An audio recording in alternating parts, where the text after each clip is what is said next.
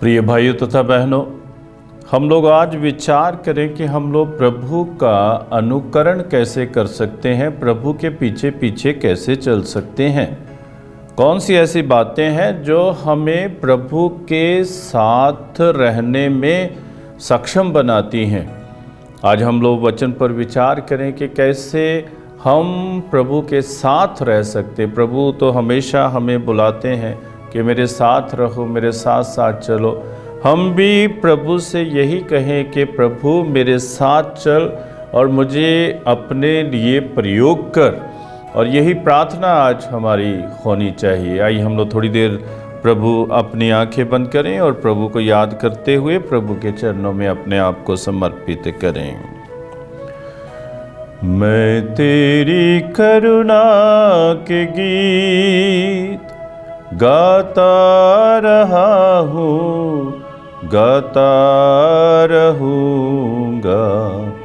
मैं तेरी करुणा के गीत पीढ़ी से पीढ़ी तलक हर युगों में, पीढ़ी से पीढ़ी तलक हर युगों में तेरी सच्चाई जताता रहूँगा।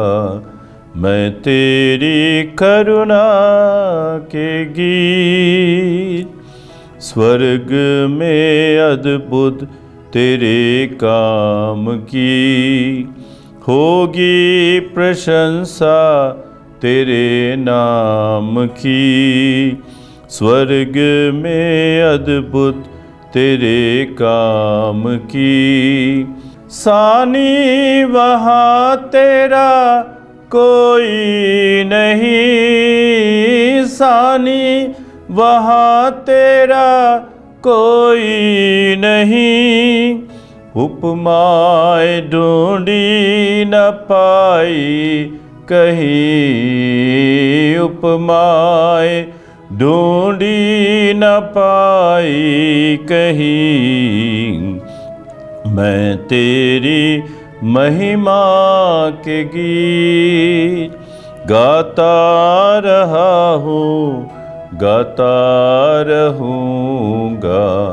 मैं तेरी करुणा के गीत लहरों की सीमाओं को तोड़कर सागर उमड़ता है जब शोर कर। लहरों की सीमाओं को तोड़कर सागर उमड़ता है जब शोर कर। तेरे इशारे से ही शांत हो, तेरे इशारे से ही शांत हो। जाता सिमट भय से अक्रांत हो, जाता सिमट भय से अक्रांत हो। मैं तेरी गरिमा के गीत गाता रहा हूँ, गाता रहूँगा। मैं तेरी करुणा के गीत। प्रिय भाइयों तथा बहनों, हम लोग ईश्वर को धन्यवाद दें आज के समय के लिए जो हमें प्रदान किया गया है।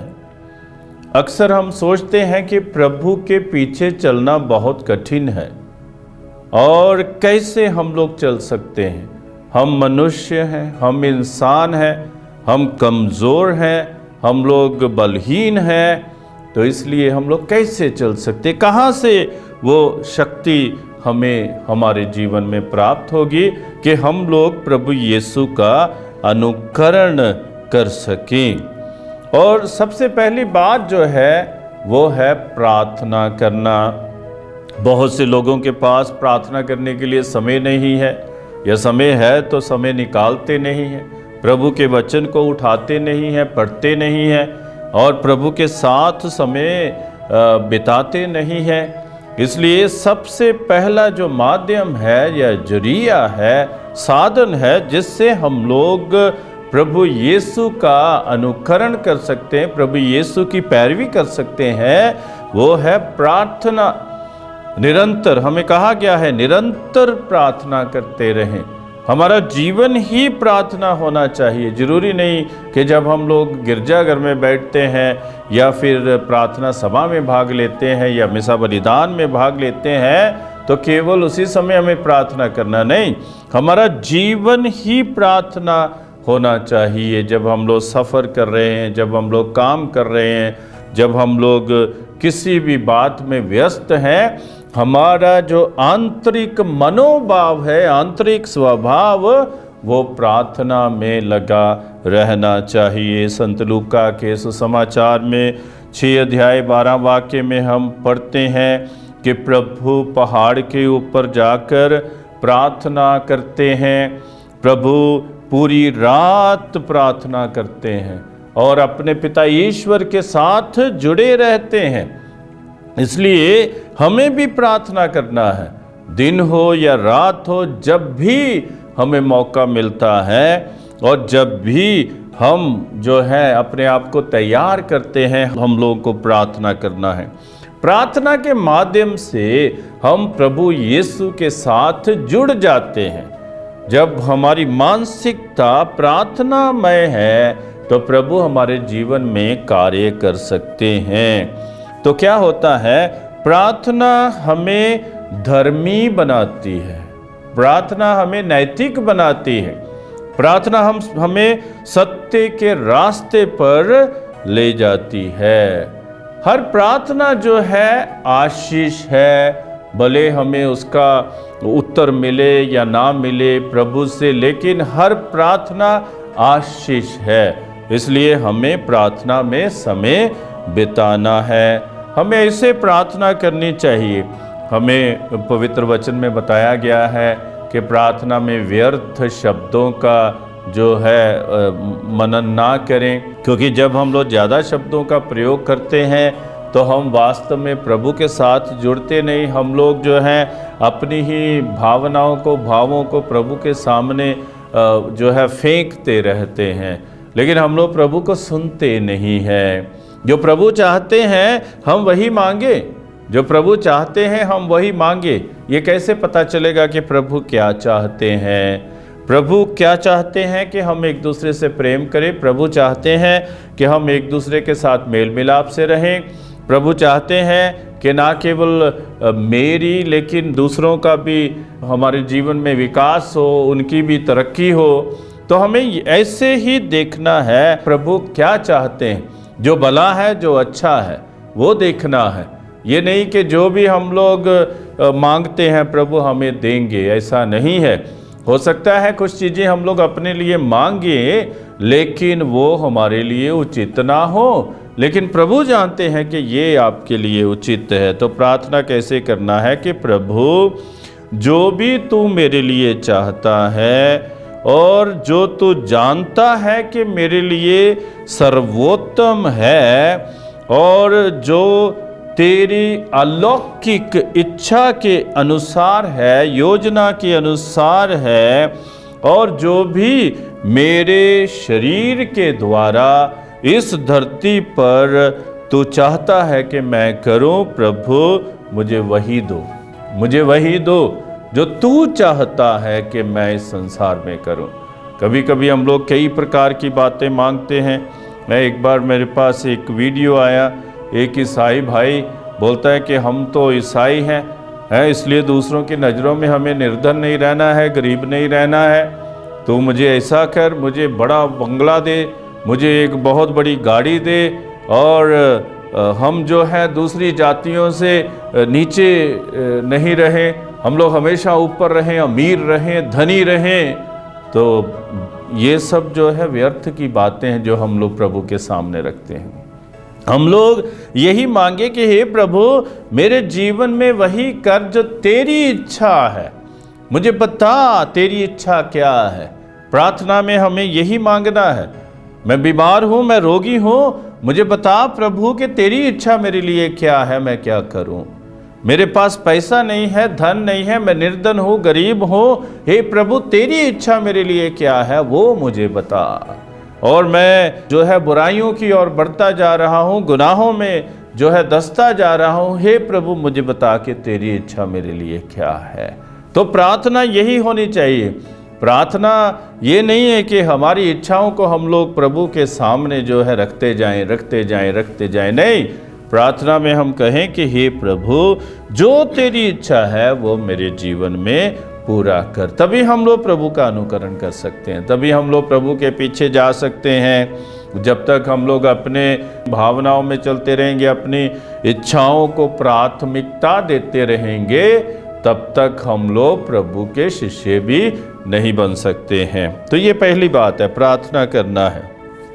दूसरी बात है कि हम दयालु बने, क्षमाशील बने, दयालु बने और क्षमाशील बने। अफेसियों के नाम पत्र 4 अध्याय 32 वाक्य में हम पढ़ते हैं कि आप एक दूसरे के प्रति मेहरबान बने, आपका हृदय कोमल हो और एक दूसरे को आप क्षमा करते हुए अपने जीवन में आगे बढ़े, जैसे पिता ईश्वर ने प्रभु यीशु में आपको क्षमा किया है। तो हम भी एक दूसरे को क्षमा करते हुए अपने जीवन में आगे बढ़े। हम जानते हैं कि इंदौर डायोसीस के उदय नगर में सिस्टर रानी मरिया को बहुत साल पहले मार दिया गया था, चाकू मार दिया गया था। और सिस्टर रानी मरिया FCC कांग्रीगेशन जमात की सिस्टर हैं और उनकी एक और बहन है, और उस बहन को तैयार किया गया प्रार्थना के माध्यम से। उन्होंने अपने आप को तैयार किया कि जिसने सिस्टर रानी मरिया को मार दिया था उसको आप राखी बांधेंगे। कितनी कठिन बात है, ये बहुत ही संघर्ष की बात है कि अपनी ही बहन के कातिल को आप भाई माने, उसको राखी बांधे। और ये हुआ, क्षमा किया। पूरे समाज में, पूरे संसार में ये एक संदेश गया कि ख्रिस्त ये समाज क्षमा करने वाला समाज है। तो इसलिए हम दयालु बने और हम एक दूसरे को क्षमा करते हुए अपने जीवन में आगे बढ़ें, और तभी हम लोग प्रभु का अनुकरण कर सकते हैं, तभी हम लोग प्रभु के शिष्य कहला सकते हैं। संत लूका के सुसमाचार में 22 अध्याय 34 वाक्य में हम लोग पढ़ते हैं कि प्रभु यीशु क्रूस पर टंगे हुए हैं, फिर भी प्रभु लोगों की तरफ देखते जिन्होंने उसको क्रूस पर चढ़ा दिया, और कहते हैं कि हे पिता, इन्हें क्षमा कर, क्योंकि ये नहीं जानते कि ये क्या कर रहे हैं। तो पहली बात हमने कही कि हम प्रार्थना के माध्यम से प्रभु का अनुकरण कर सकते हैं, और दूसरी बात हम कह रहे हैं कि हम दयालु और क्षमाशील बने, और तभी हम लोग प्रभु का अनुकरण कर सकते हैं। अभी तीसरी बात है कि हम विनम्र बने। ये बहुत ही कठिन है हमारे लिए, बहुत से लोगों के लिए ये बहुत कठिन है विनम्र होना। विनम्र कैसे बन सके है? कुछ लोग सोचते हैं विनम्र होना कमजोरी है, ये बल नहीं है, ये शक्ति नहीं है, सामर्थ्य नहीं है, कमजोरी है। हम लोग दूसरों के सामने हाथ जोड़कर झुक जाएं, ये कैसे हो सकता है? ये कैसे हो सकता है? हम लोग फिलिपियों के नाम पत्र में पढ़ते हैं 2 अध्याय 7 और 8 वाक्य में कि प्रभु यीशु ने अपने आप को दीनहीन बना दिया, उन्होंने दास का रूप जो है ग्रहण किया, और उन्होंने अपने आप को विनम्र किया, और वे आज्ञाकारी बने, क्रूस तक आज्ञाकारी बने, और क्रूस उठा लिया, अपने आप को दीनहीन बनाते हुए पिता ईश्वर की इच्छा को अपने जीवन में स्वीकार किया। तो तीसरी बात है विनम्र बने। विनम्रता जो है बहुत जरूरी है। विनम्रता के बिना हम कोई भी संबंध नहीं रख सकते हैं। विनम्रता जो है पहला एक चरण है, किसमें? अपने संबंधों में। हम लोग भले ही लौकिक या फिर अपने जो मनुष्यों के साथ हमारे जो भी संबंध है उसमें विनम्रता सर्वोत्तम है। विनम्रता के बिना कोई भी रिलेशनशिप, कोई भी जो संबंध है आगे नहीं बढ़ सकता है। घर में हो, पति पत्नी हो, बच्चे हो या माता पिता हो या कोई भी हो, परिवार विनम्रता के आधार पर खड़ा है। तो क्या करना है? हमें अपने अहंकार को खत्म करना है, हमें अपने घमंड को खत्म करना है, उसको नष्ट कर देना है। जब हम लोग अहंकार को नष्ट कर देते हैं, अपने घमंड को निकाल देते हैं, तो तब हमारा जीवन सफल हो जाता है। क्यों? विनम्रता के कारण हम कहीं भी जाएंगे, विनम्रता से दूसरे लोगों के साथ पेश आएंगे, दूसरे लोग हमारा व्यवहार देखेंगे और वे भी हमें पहचानेंगे कि ये कितने कोमल हैं, कितने विनम्र हैं। और जो विनम्रता है हमें आत्मनियंत्रण की ओर ले जाती है। विनम्रता आत्मनियंत्रण की ओर ले जाती है, हमें प्रज्ञा में आगे बढ़ाती, बुद्धिमानी में आगे बढ़ाती है और हमें ईमानदार बनाती है। इसलिए हमें अपने जीवन में विनम्र होना चाहिए, ये बहुत जरूरी। हम पाप करते हैं तो हम प्रभु के सामने माने, मैंने पाप किया है, मैंने पाप किया। हम झूठ ना बोलें, सच बोलें। कई बार हम देखते हैं कि बच्चे गलती करने के बावजूद भी ये मानने को तैयार नहीं होते कि मैंने ये किया है, तो विनम्रता की कमी होती है। हम भी ईश्वर के सामने कभी कभी ऐसे ही करते हैं, हम विनम्र नहीं होते, अपने पापों पर गौर नहीं करते और हम अपने पापों को मानते नहीं हैं। जब हम लोग विनम्र होते हैं, हम सरल बन जाते हैं, जीवन में मिलनसार बन जाते हैं। इसलिए विनम्रता की आवश्यकता है, नहीं तो हम लोग अपने ही घमंड में रहेंगे। मैं अलग हूँ, मैं दूसरों से ऊंचा हूँ, मैं जो है दूसरों से बेहतर हूँ, दूसरों से अच्छा हूँ, मैं दूसरों से धर्मी हूँ। धर्मी लोग भी घमंड में रहते हैं। ये नहीं सोचना कि जो अपने आप को धर्मी दिखाते हैं वो घमंड में नहीं रहते। बहुत से लोग जो बाहरी तौर पर अपने आप को धर्मी दिखाते हैं, वे आंतरिक तौर पर विनम्र नहीं है। क्योंकि विनम्र नहीं है, उनका जो संबंध है प्रभु के साथ वो भी गहरा नहीं है। लेकिन जब हम लोग विनम्र बनते हैं, तभी हम लोग धर्मी बनते हैं, तभी हम लोग सरल बनते, मिलनसार बनते हैं। हमारे व्यवहार से लोग पहचान जाएंगे कि ये विनम्र है या नहीं। तो इसलिए तीसरी बात, प्रभु का अनुकरण करने के लिए हमें विनम्र होने की जरूरत है अपने जीवन में। क्योंकि प्रभु यीशु ने भी अपने आप को विनम्र बनाया और वचन में प्रभु यीशु हमें कहते हैं कि मैं हृदय का विनीत हूँ, मैं विनम्र हूँ, मुझसे सीखें, मुझसे सीखें, मैं हृदय का विनीत हूँ, मैं हृदय का विनम्र हूँ। चौथी बात जो प्रभु यीशु के अनुकरण में है वो ये है कि दूसरों के लिए जीना सीखें। अपने लिए तो सब कोई जीता है, अपने लिए तो सब कोई जीता है, लेकिन दूसरों के लिए जीना सीखें। क्या आपके हृदय में दूसरों के लिए कोई क्षमा के भाव हैं, प्रेम के भाव हैं, करुणा के भाव हैं, दयालुता के भाव हैं? दूसरों के लिए जीना सीखें। ये नहीं भूलना है कि जब मैं आपसे अपने लिए कुछ मांगता हूं तो वो मेरी जरूरत है, अपने स्वार्थ के लिए मैं मांगता हूं।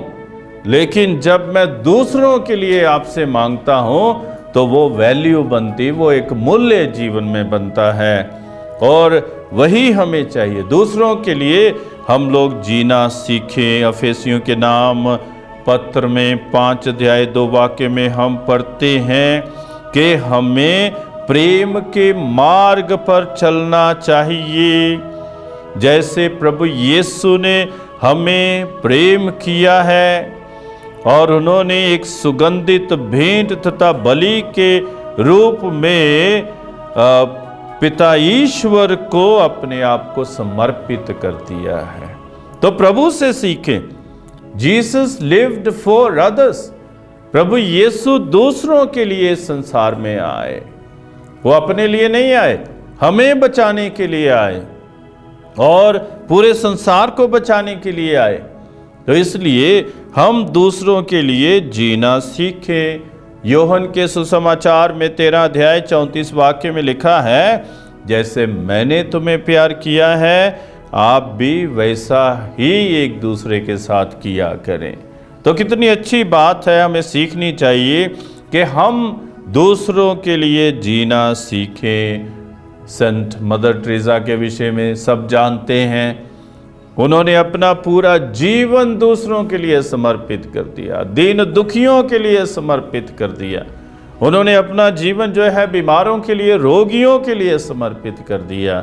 अपने लिए कुछ नहीं मांगा, लेकिन दूसरों के लिए हर जगह से मांगा, अपने लोगों के लिए जिनकी वो सेवा करती थी। तो हम भी दूसरों के लिए जीना सीखें। ये कितनी खुशी की बात है, आनंद की बात है।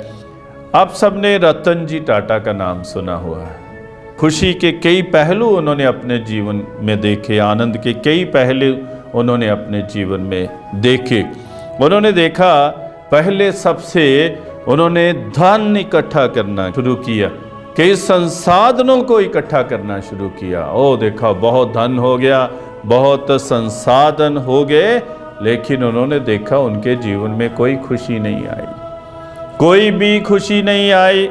और दूसरी बात, उन्होंने फिर कीमती वस्तुएं, मूल्यवान वस्तुएं इकट्ठा करना शुरू किया, लेकिन फिर भी जो खुशी थी वो अस्थाई थी। अस्थाई मतलब उनको फिर भी खुशी का अनुभव जैसे होना चाहिए था वैसे नहीं हुआ। फिर उन्होंने तीसरी बात देखी कि उनको बहुत बड़ी एक परियोजना मिल गई, और परियोजना क्या था कि 95% डीजल की भारत और अफ्रीका में सप्लाई। इतना बड़ा प्रोजेक्ट, इतनी बड़ी परियोजना उनको मिल गई। उसने सोचा कि अभी मैं खुश हो जाऊंगा, लेकिन फिर भी उसे खुशी का कोई अनुभव नहीं हुआ।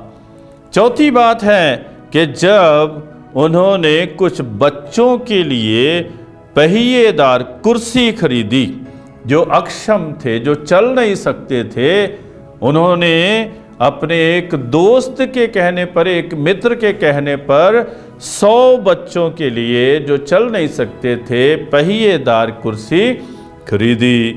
और उस मित्र ने कहा कि टाटा जी आप स्वयं आए और बच्चों को दें। और जब उन्होंने ये कुर्सी जो है एक एक बच्चे को दी, और बच्चे इतने खुश, और तब एक विशेष प्रकार की अनुभूति टाटा जी के जीवन में महसूस हुई। और तब उन्होंने खुशी प्राप्त की जब उन्होंने कुछ दूसरों के लिए किया। और देखिए कितनी अच्छी बात है, जब वो जा रहे थे तो एक बच्चे ने आकर उसकी टांग जो है पकड़ ली, और टाटा जी ने सोचा इसको और कुछ चाहिए, और उसने पूछा कि बेटा क्या चाहिए, और कुछ चाहिए? मैं वो भी देने के लिए तैयार हूँ। लेकिन उन्होंने ये नहीं कहा, बच्चे ने कहा कि नहीं, मैं आपके चेहरे को देखना चाहता हूँ कि आपका चेहरा कैसा है, क्योंकि जब हम लोग स्वर्ग में मिलेंगे तो तब मैं आपको एक बार फिर धन्यवाद बोल सकूं। अपने लिए तो सब जीते हैं, लेकिन जब दूसरों के लिए कुछ करते हैं कि नहीं ये किसी और के लिए करना है, एक अजीब प्रकार की, अनोखे प्रकार की जो है एक अनुभूति होती है। और ये जो घटना थी, इसने टाटा जी का पूरा दृष्टिकोण ही बदल दिया जीवन के प्रति, है कि जीवन जो है धन इकट्ठा करना ही नहीं है, परियोजनाओं के साथ ही लगे रहना नहीं है। जो मूल्यवान कीमती वस्तुएं हैं उन्हें ही इकट्ठा करके रखकर तो देखते रहें, ये खुशी नहीं है। खुशी तब आती है जब हम दूसरों के लिए एक छोटे से छोटा काम भी करते हैं। और प्रभु ने तो कहा ही है, जो भी आप छोटे से छोटा किसी के लिए करते हैं आप मेरे लिए करते हैं। तो दूसरों के लिए जीना सीखें, क्योंकि प्रभु यीशु दूसरों के लिए जीवित थे। पांचवी बात है आज्ञाकारिता। हम प्रभु के प्रति आज्ञाकारी रहें।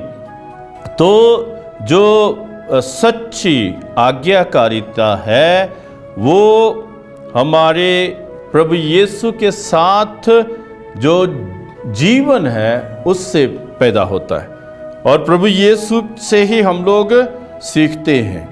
तो जब हम लोग प्रभु के साथ अपने संबंध मधुर बना लेते हैं, प्रेमी बना लेते हैं, तो ये संकेत देता है कि हम आज्ञाकारी हो गए हैं। संत यूहन्ना के सुसमाचार में 14 अध्याय 15 वाक्य में हम पढ़ते हैं और 21 और 23 वाक्य में पढ़ते हैं और यूहन्ना के पहले पत्र 2 अध्याय 3 वाक्य में हम पढ़ते हैं और हम स्तोत्र 25 और उसके 14 वाक्य में पढ़ते हैं कि प्रभु जो उनके आज्ञा का पालन करते हैं उनके मित्र हैं।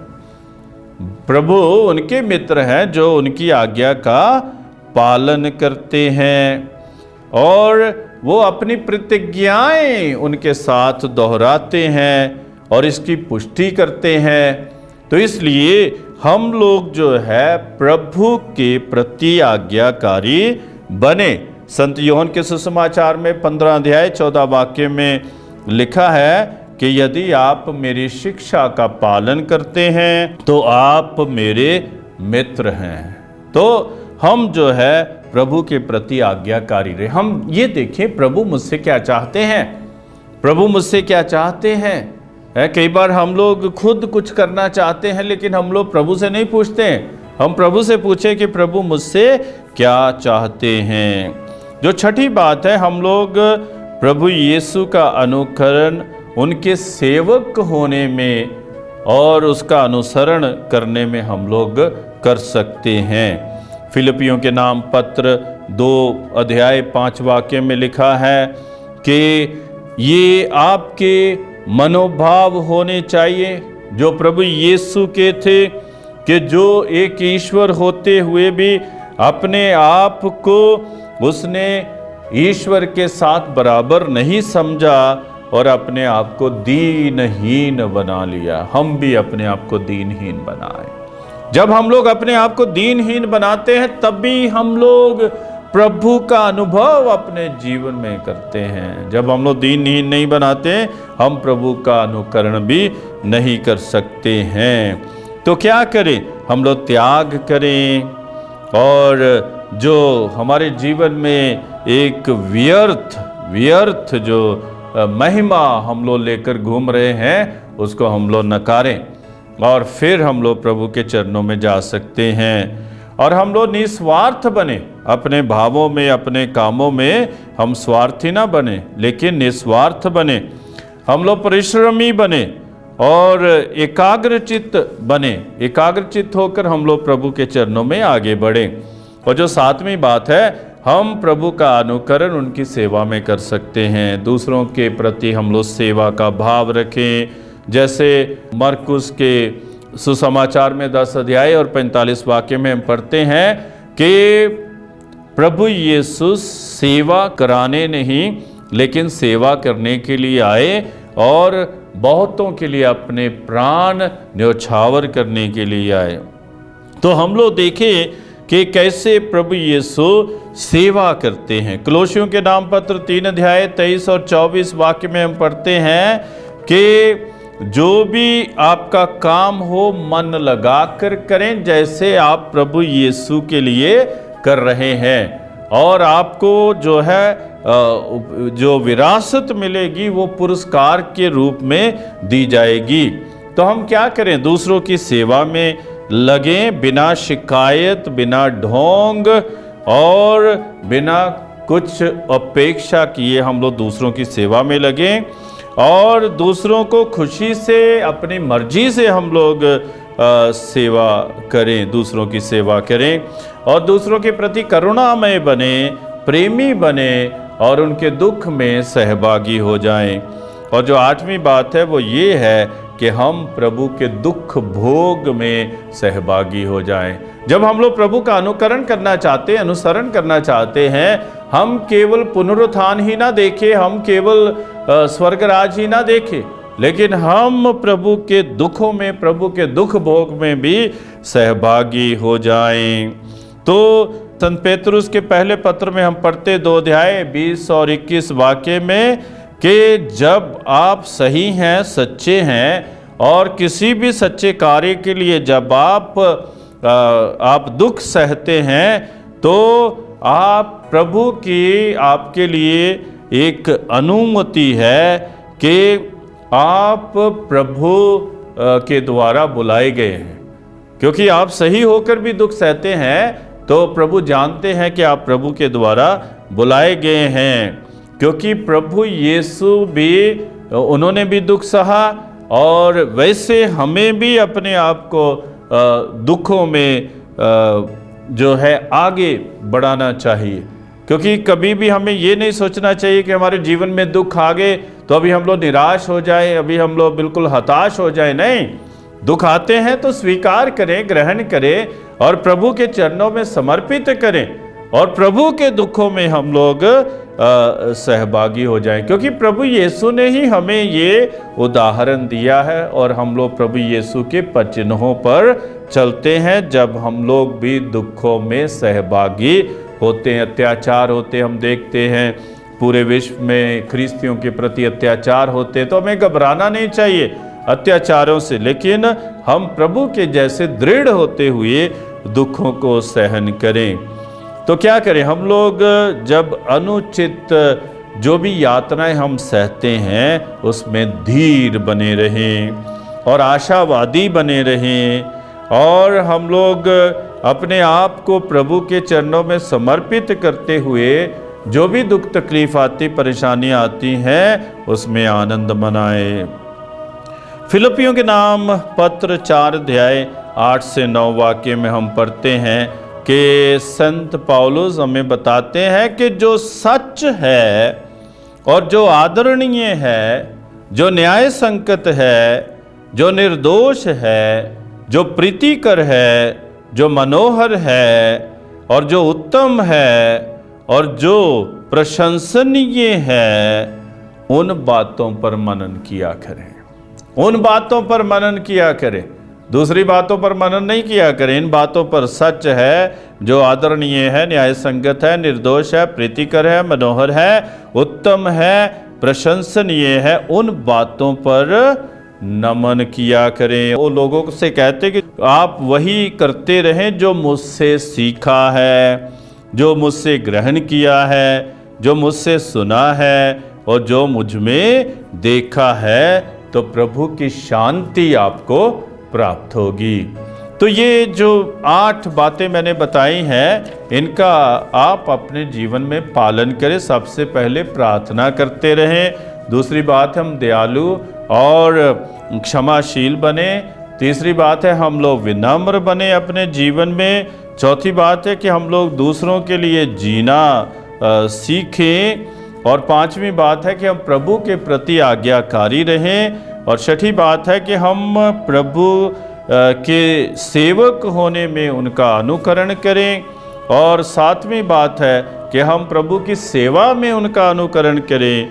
और 8वीं बात है कि हम प्रभु के दुख भोग में उनका अनुकरण करें, ताकि प्रभु हमें जो शांति है वो प्रदान करे और हम प्रभु के साथ हमेशा हमेशा रहें। पिता और पुत्र और पवित्र आत्मा के नाम पर आमीन।